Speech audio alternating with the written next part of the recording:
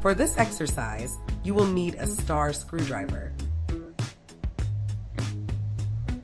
Gently push the button out of its holder using a pen or other object.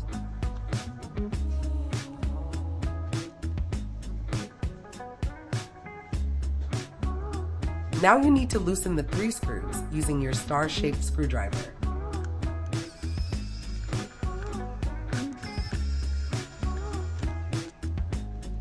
Careful not to lose any of your screws.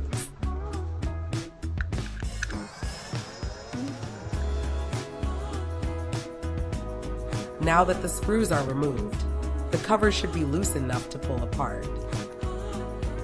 Remove the battery. Gently take out the PC board, but don't touch the programming switches. Now, remove the old keypad rubber. Make sure that you align the edges when placing the new rubber into the cover.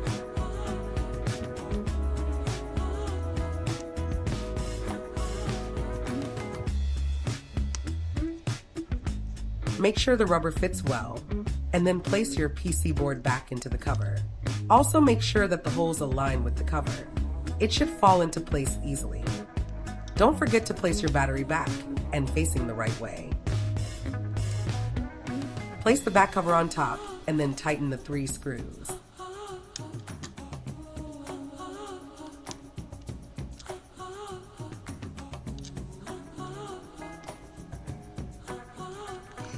Don't over-tighten them, or else the cover might break.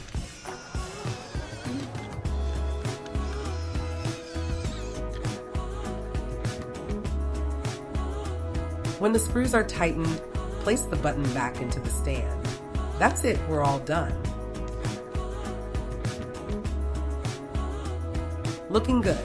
Thanks for watching, and please reach us on support@callvelix.com for any further assistance.